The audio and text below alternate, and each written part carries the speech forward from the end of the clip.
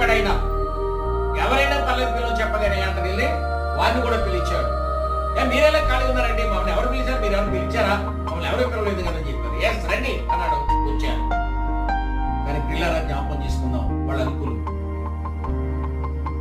రెండవది, బలవంతులైన వారిని సిగ్గుపచ్చడి లోకంలో బలహీనైన వారి దేవుడు ఏర్పాటు చేసుకున్నాడు.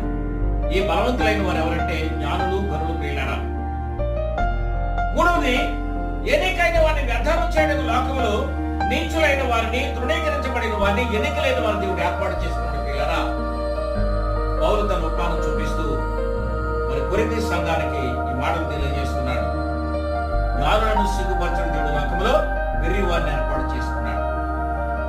యేసుక్రీస్తు లోకానికి ఎందుకు వచ్చాడండి? ఆయన రక్షించిన దాని మీద రక్షించడానికి ఆయన వచ్చాడు.